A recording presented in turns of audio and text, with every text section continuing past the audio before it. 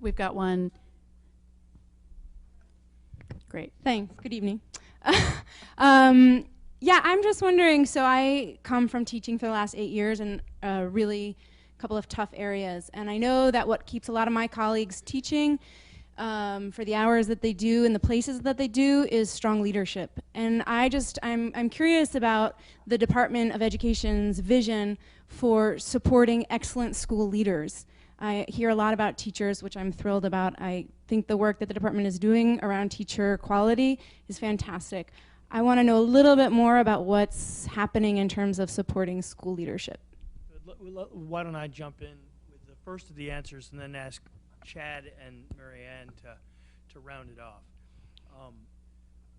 The most important thing that I want to emphasize is that as we established our policy direction in 2009, we were clear in saying that we weren't going to simply make teacher policy, but that we were going to make policy for great teachers and great leaders. That policy field is written broad on purpose because we know that what you've just said is totally true, that teachers almost always enter the profession with their first eyes on their school and their principal, and only as they mature in their role does their field of vision get bigger. That principal means so much from the beginning of their career on. We know that in the schools that are closing the achievement gap, whether they be district schools or charter schools, almost always it's anchored by a great leader, and almost always what you see is extraordinarily high rates of retention in schools where, if you look at similar schools, you have extraordinarily low rates of retention. So the leadership is a huge incentive to get in the profession, stay in the profession, and make a difference. For this reason, one of the things we've done is to build on a very modest set of programs historically and said, let's really invest in principal development as well for the first time. You'll see an enormous emphasis in Race to the Top states, not only on teachers, but on principals and other leaders. And you'll see, if you go back into the policy documents that describe our priorities in Race to the Top, that leaders get the same space that teachers do, almost word for word. If you look into the blueprint that's our proposal for ESEA, what you'll see is an increase by more than 5 times the amount of money that we invest as a nation in principal development. This because we know that our previous modest programming didn't do a lot, and that what we need to do is to really invest in leadership development if we're going to invest in meeting the goals that the President has put before us. Chad, Marianne, I'm going to let you weigh in. Chad, can you say anything about whether or not principals will be evaluated? I think teachers feel like we're the only ones that are held accountable for how students are doing. Is anybody else going to be part of this accountability system? Yeah, I mean, as Brad said, we've tried to put in leaders and principals wherever we can, and so in Race to the Top, where we talk about teacher evaluations, principals are in there too. It hasn't got the same media attention, but we try to put them in everywhere we can. And so we think of it in the same way. The same student growth factors. Obviously, leadership is more of a role in, so there's different multiple measures that you would look at for principals and leadership, but they're still there. And so we see them fairly similarly, slightly different tweaks for both, but they should be included in the same ways. Great, great. We had somebody else in the audience. Okay, go ahead. Did you have one online? Is that where you were going to? Okay, great. Thanks, Sharice.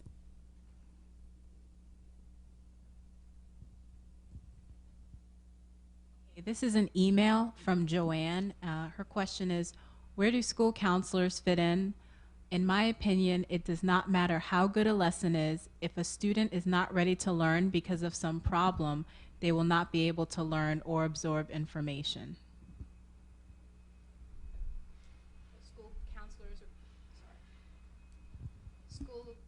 an important part of the community.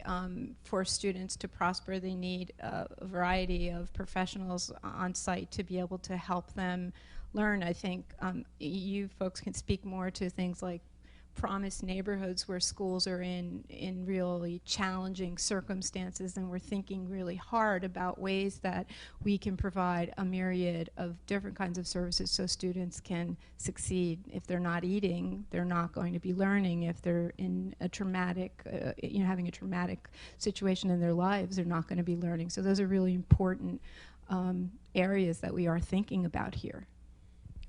Fantastic. In every state in the country, school counselors are considered teachers in the eyes of the law and the eyes of the certification and licensing policies that define what the teaching workforce is.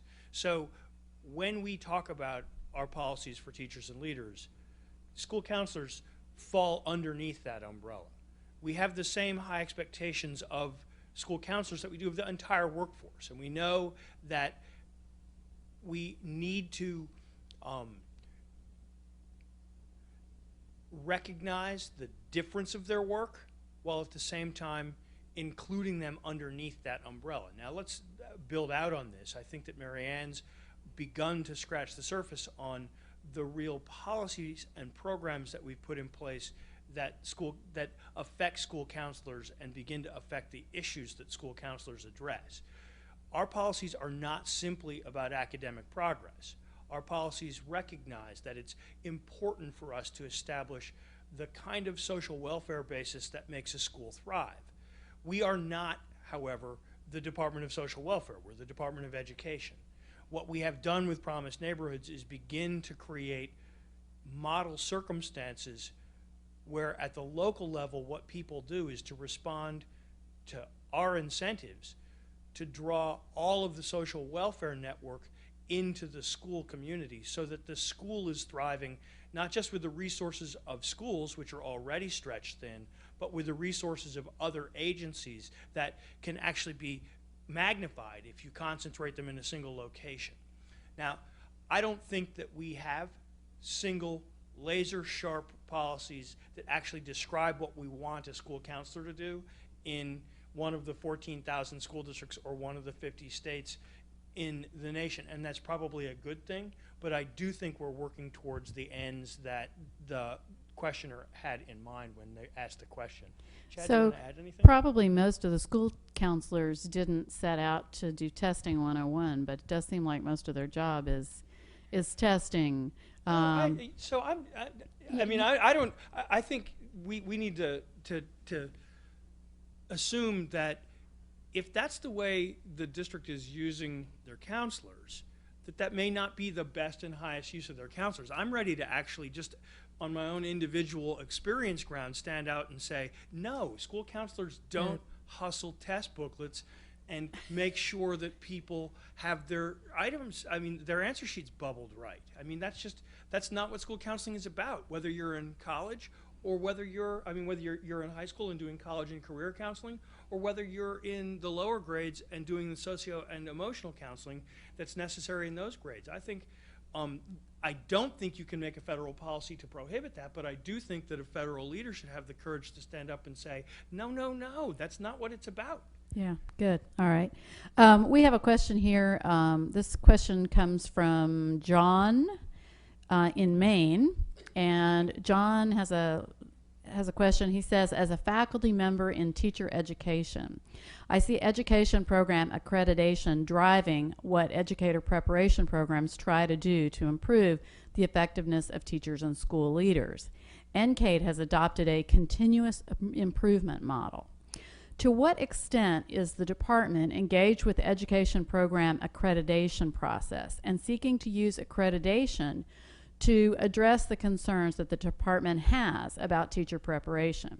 And to what extent is the department willing to support financially the innovative programs that educator preparation programs seek to initiate to achieve improvements? So I would first say that the national accreditors are moving in a very smart direction. They're looking to develop more clinically based instruction. They're seeking to radically transform the delivery of teacher preparation programs. And there's a blueprint out about a year ago that they outlined how they would get there by raising standards, by developing more clinically based learning environments. I would also say, just as a second note, is that I mentioned the number of institutions that have been identified as low performing or at risk. Many of those are still accredited, and so I think that we still want to push just a little bit harder on that and say that accreditation is a necessary but not sufficient bar, that we can reach even higher there. Great. Were there some people in the audience I remember saying, okay, great. Thank you. Shad talked about the importance of students relating to their teachers, since students do better when they can relate to their teachers. And this is definitely the case in native and heritage speakers classrooms, where teachers and students can be of the same culture, for example, Spanish for native speakers or Hindi for heritage speakers. So this is an excellent way to promote diversity. And so my question for you is, how is language teaching influenced by policy at the Department of Education, particularly in places like California, where it's English only, and they might not even value Spanish for native speakers or any heritage classrooms? How does the Department of Ed value this? Not only in California, also Arizona, Massachusetts. Yeah, please talk about that. Thank you.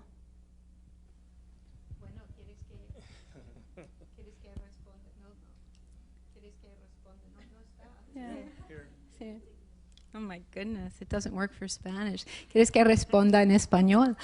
I'm a Spanish teacher, and of course I'm always interested in how language development, learning languages, learning English if you're a native speaker of another language is being considered here in the department. And that in the blueprint falls under the category of whole child, right? When we're looking at children, we're not thinking about only their math. I don't want to say merely or only their math, but their math and their reading and their science. We're thinking about social studies and English and foreign language, all very, very important.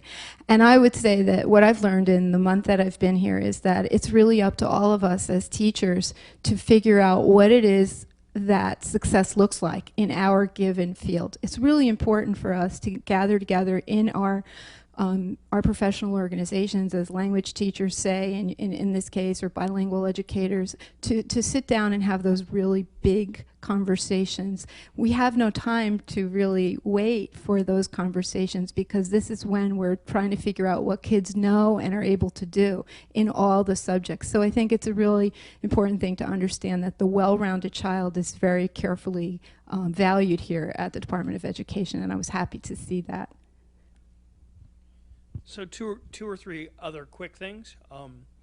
I think first and foremost, we have a strong policy and programmatic commitment to English language acquisition. We've got an Office of English Language Acquisition, and our Office of English Language Acquisition and our Office of Elementary and Secondary Education oversee the administration of policies that are intended to ensure that English language learners are on the same trajectory towards college and career readiness as other students. This is not an easy area of practice, as you know, and this leads to my second point. One of the things that we are working on is making sure that the Common Core assessments, which we are a part of, the Race to the Top assessment grant program, is something that we administer, and it's something that we have at least indirect ownership of, because the two consortia that are funded through those grants are working on in our grant program to make the next generation of assessments, and they are committed to making not only the next generation of assessments, but also the next generation of assessments that are appropriate for English language learners. But I think the third point that I would talk about isn't programmatic or policy or assessment development. I think it's about being relevant as a classroom teacher to all the students in your classroom. And we've spent a lot of time in the department on engaging youth more effectively in the work that we do, so that we begin to understand what relevance is here in the department. But we have to all admit that this is one of the most difficult practical problems that any teacher who walks into a classroom today is going to experience.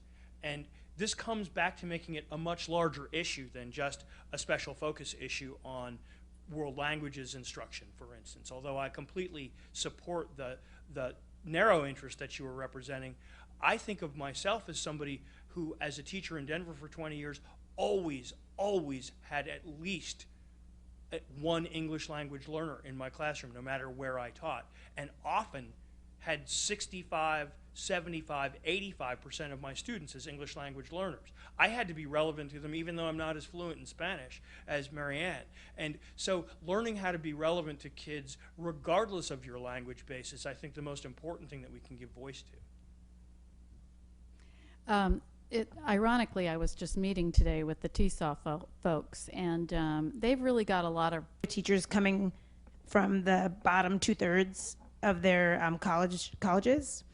And I just wanted to know a little bit more about whatever evidence we have that shows if you're a good student, that means you're going to be a good teacher. Because I know a lot of good students who did come from top schools.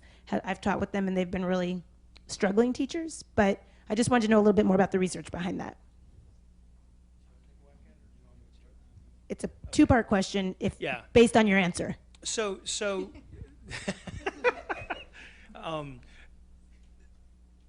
the research on the relationship between your college class standing and your likelihood to become a school teacher, the research that Genevieve is talking about, is about 20 years old. And there's some evidence that there has been a shift in the course of the last 20 years, and that the percentage of teachers being the percentage of college graduates who become teachers and who are in the top quarter of their class is growing slowly. That research is animated by a presumption that college success is a predictor of on-the-job success. I don't think that anybody has actually gone out, because the research on teacher effectiveness at the individual teacher level is so new, and our ability to jump back and connect you to your college career is only emerging.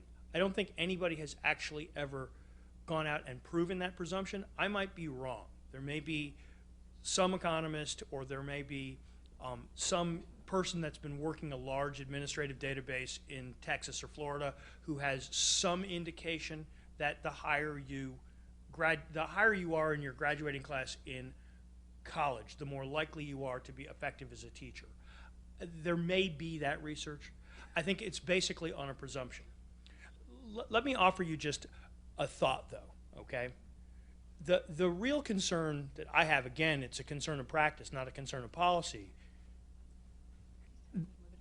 Okay, the real concern I've got, which is a concern of practice, not a concern of policy, is based on my experience as a teacher and as a union leader in Denver.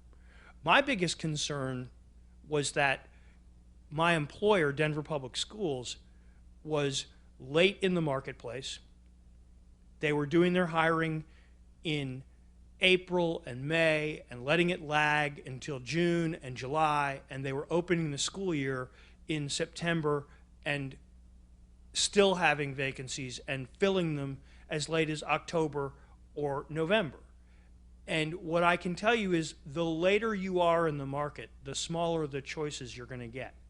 And the smaller the number of choices you're going to get, the less likely you are to have a high quality choice in the pool from which you're choosing.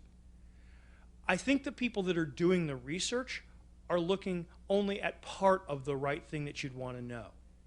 They want to know what are the selection of potentially best people you can draw on, but they're not asking how can I make that supply of potentially best people bigger. So I'm going to make a final comment, and I think this is really important. I helped the department build its teacher recruitment campaign, which was called imaginatively Teach.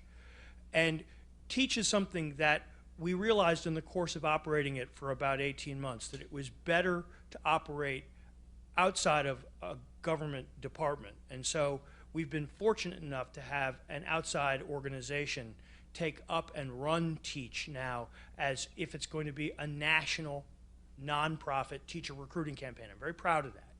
One of the things we did as we prepared to run Teach was research on the attitudes and perceptions of high-performing college graduates who weren't choosing teaching as a career. And it was one of the most disappointing experiences I had as a 25-year committed teacher advocate. Because what I found was that high performers in college, kids with GPAs better than 2.8, that was the threshold we used, thought that teaching was a terrible job if they didn't choose it. Now, if I interviewed people that said, I want to be a teacher, they thought it was a great job. We have a real problem in the United States at being able to reach potential high performers so that we can have a bigger pool to choose from, not only in my big city school system, but across the country. Because the real way you're going to get equality is to have more choices. And if there are so many people who have such strong negatives about teaching, we have a real problem on our hands. I'd go on one step further and say that's a problem that we in the Department of Education need to own, but it's also a problem that we as a society need to own. Do either Chad or Marianne want to say anything about that? I would just add, kind of on the micro point, that there is some evidence that students who are gifted in math and science are better at teaching math and science. But we also know lots of people, everyone in this room knows someone who knows something really well but can't explain it, and I think that's probably true of teaching as well. But so Brad's point is that other international countries, especially ones that outproduce us, like Finland and Singapore, they are really good at attracting the top talent and then turning them into teachers, and they do this year in and year out. It's a cycle, and it's personally, I think it's one of the reasons that they're able to outcompete us year in and year out. Okay, Charisse, were you waiting over there with a question from the internet? This question is from Twitter, from Greg. And his question is there a push to increase the rigor of teacher prep programs? If so, what makes a teacher prep program a rigorous one? Great Yeah. question. So in addition to all the things I've mentioned, accreditation, states are working on this, both the 3 states I mentioned, the race to the top states, the accrediting institutions. There's also the teacher performance assessment that Lyndon Darling Hammond is leading that will upgrade the status and rigor of the profession. Sorry, I lost my train of thought.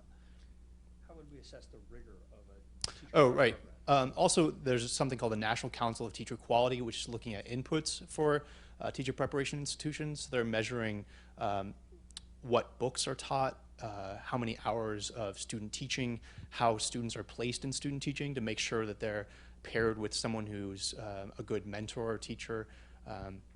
And so there's a fairly broad national movement to enhance the rigor.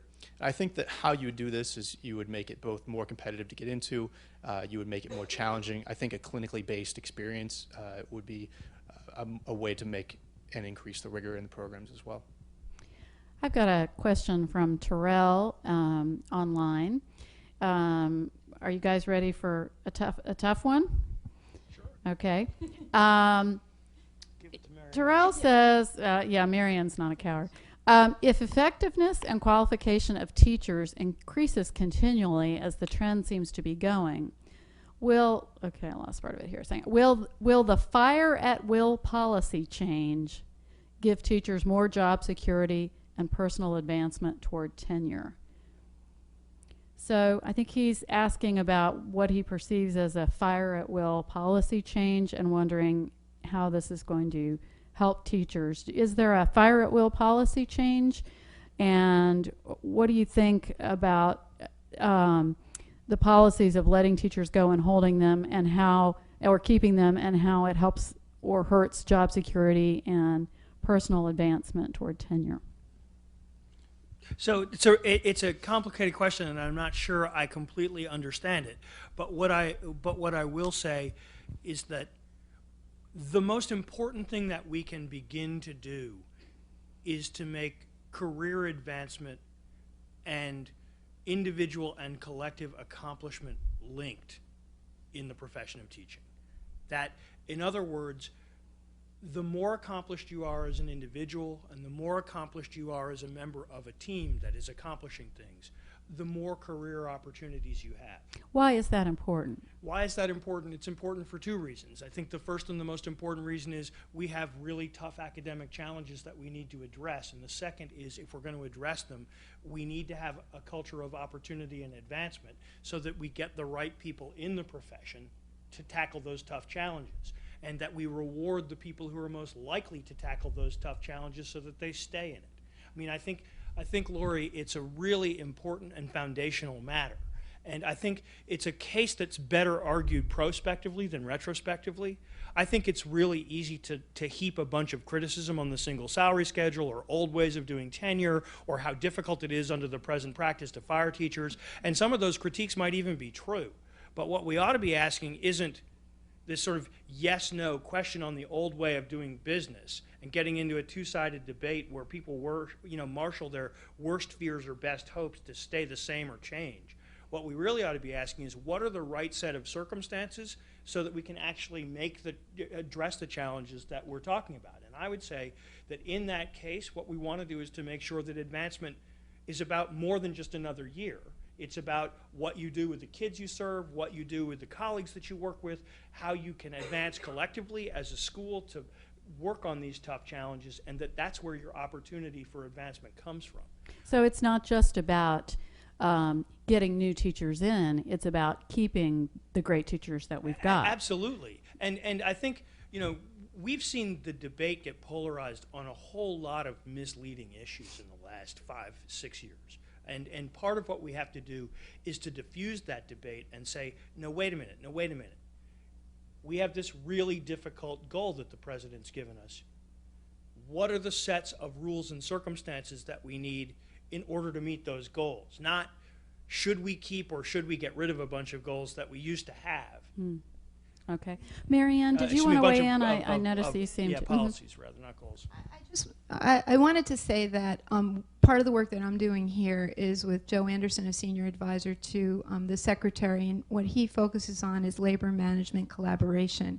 So I'm very intrigued by this work, and I'm very optimistic about its promise. And I've been able to see how certain districts that are really stars of this labor management collaborative process have tied collective bargaining into student achievement, have looked at ways to get everybody to sit down and have conversations that are all about how helping kids learn. And I'm a novice at this work. I was a union member in New Jersey, but I'm really optimistic to see how that works for teachers, because I know there's a lot of fear out there right now on the part of my colleagues across the nation, and I think that we can look to these sorts of conversations, these serious dialogues that can help us work together.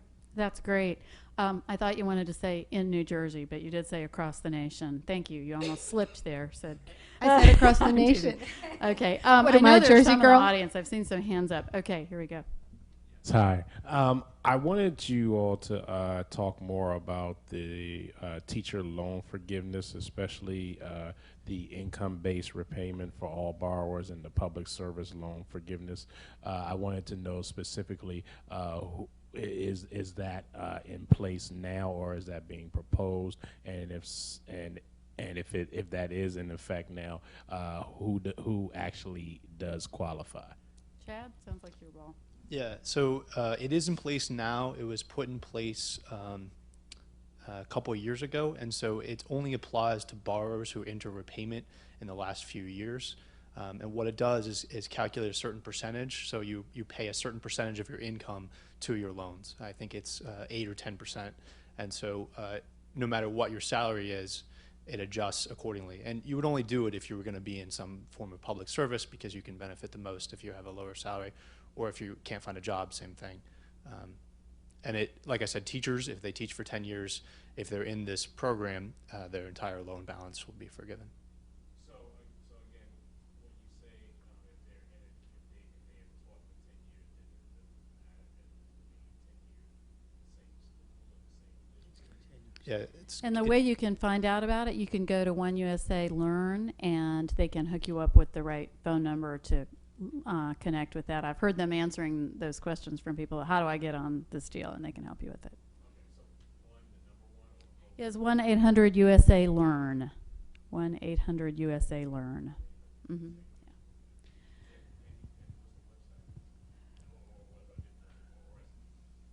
Offline, I'll help you with it afterwards. Great, great. Okay, another question in the audience?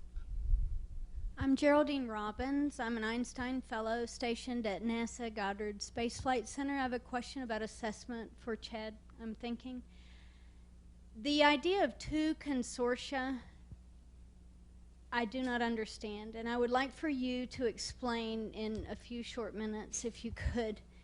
What is the responsibility of each? Do they work together? Is one going to end up with the assessment tool? Is the other going to fade away? Just if you'll speak to that, please. That's a great question. I think a lot of teachers are confused about that. I think either Chad or Brad could handle that. Yeah, I can start, and then Brad, I think, is going to chip in. So the National Governors Association and the Council of Chief State School Officers created what's called the Common Core Assessments, and 45 states have now signed up to those, suggesting that they're going to implement these assessments in the next few years. We've provided $300 million to the 2 assessment consortium. Both of those will have agreed to create new next generation of assessments that will be aligned to those curriculum. And so each of those consortia has a group of member states and a group of leadership states. There is some overlap in there. Eventually states will have to choose as they begin actually implementing the assessments, but for now they're able to just sit and wait and participate. We've also said that they have to be open to other states joining at any time. They have slightly different methods about how they do different things, and who gets tested and when, and how it all gets calculated into formative and summative decisions. But they are, sorry. I'm sorry, I thought I was done, but this spurred a question. What was the motivation to choose 2 consortia? What was the motivation, rather than putting it out to bid and going with one particular group? Yeah, What was it was put out to bid, so it was put out to bid. But you're asking why were Why 2 2? selected instead Right, of 1? right. Partially to create competition, and because there were Actually, different ways to. so Lori's right, but plain and simple, what we realized was the state of the art of testing wasn't perfect, and the nation didn't want a single national test. And so instead of bidding for a single test, what we did was to run a competition and to decide and to let anybody who thought that they could meet a set of specifications to get a portion of the grant money. And it so happened that there were 2 winners and 1 that didn't win, okay? And Chad got it right. Sooner or later, a state will choose one of the 2 consortia to administer its test. So there's not going to be ambiguity within the test. And the tests share certain technical attributes, so you're going to be able to compare data from the one consortium to data from the second consortium pretty easily. So it's not like you're getting 2 wildly different sets of data. But we were not at a time at all as a nation where the federal government could have ordered up a single test for all 50 states, and we were not at a time as an industry where there was enough knowledge and skill to say there's one best way. And so this is where Lori's point about competition is right. And so what we said was, let's create a competition and let states choose among those that win the competition which assessment system that they develop is best for the state. Does that help? And they have some pretty big differences more in how they run the test even than the test items.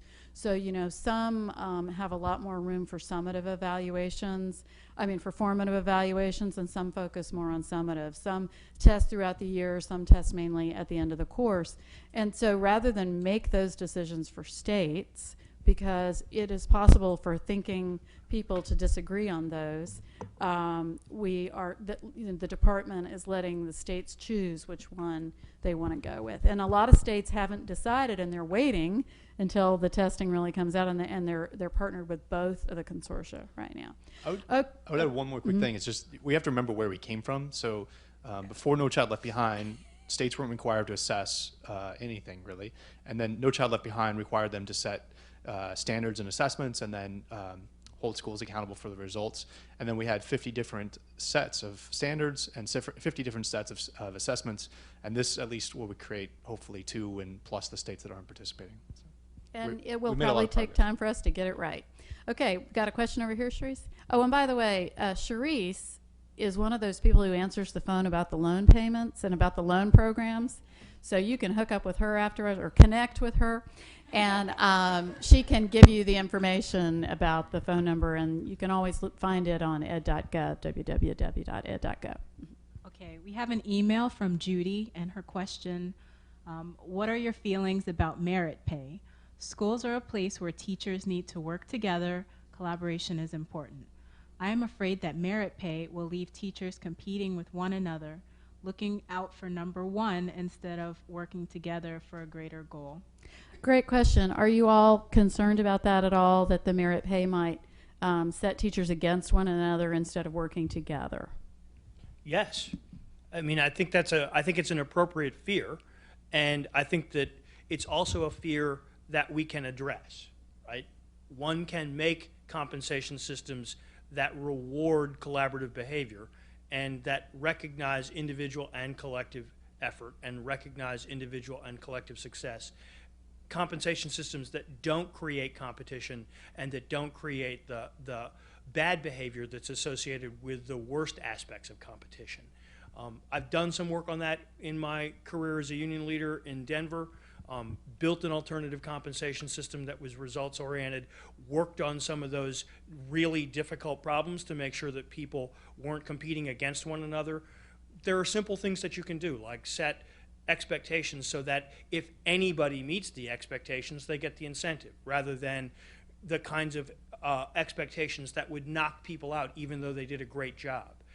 It takes a little bit more work to make a budget that can afford an unspecified number of winners, but that's a solvable problem. Now, the long answer to your question is something that people are working on in Race to the Top states right now, working on in TIF grant programs right now. Are they each one getting it perfect? No, but they are taking steps in the right direction and saying, what if we rethink the single largest expenditure we have as a school system, which is the teacher compensation portion of their budget? And what if we rethink it so that it, on the one hand, benefits teachers, and on the other hand, points more directly towards the goals that we have in mind, including the president's goals? Mary Ann, do you want to say anything? Yeah, I mean, this is a very tough issue for all of us out there in classroom land, and we are worried. I think some merit pay often brings up concerns of, you know, choosing colleagues from colleagues and eliminating collaboration. That's the fear, and those concerns could happen in a badly formed system. But when the system is created such that collaboration is enhanced and the group wins and the students win, I think that you can work with a system of compensation which benefits the group. I hope I'm not talking in circles, but I think that we can emphasize collaborative efforts for student achievement and reward that. Great. One final thought, and I think it's important because this is such a tough topic.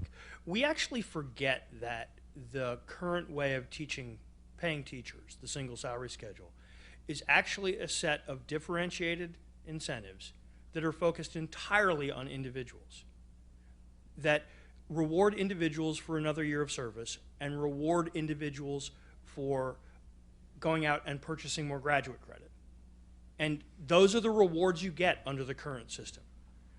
And there aren't any group incentives under the current system at all. And so one of the things we have to ask ourselves is the current set of incentives the right one? And then can we build a next generation of incentives that are more right than the ones that we might have? And I think that when we do, we're going to ask tough questions like the ones Mary Ann's asking. Like, can we create incentives so that teams that succeed get rewarded? Which is certainly not the case under the present practice. Okay, good. We have probably time for one or two more questions. Anybody else have a question? I've got some from online if we don't have questions in the audience. Okay. All right. Oh, gosh, my glasses. Okay. This one is from, I can't tell who it's from, but it says, there's a document on one of the slides concerning teacher prep programs that says it's time for the program to be turned upside down. What does that mean? That wasn't us, just so we're clear. That was, I can't remember if it was the accreditors, I believe, said that. The teacher preparation accreditors said that about their own institutions. About their own program. Yeah. Uh-huh. And I think what they mean, and there's a blue ribbon report from NCATE online if you'd like to read it. It's a really good report.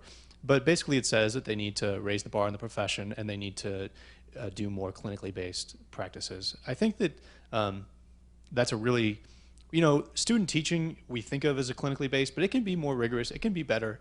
NCTQ just released a study about student teaching, and what it found was that not many programs are doing a good job of placing teachers in student teaching. They're not placing them with mentors who are able to help them learn how to be a good teacher.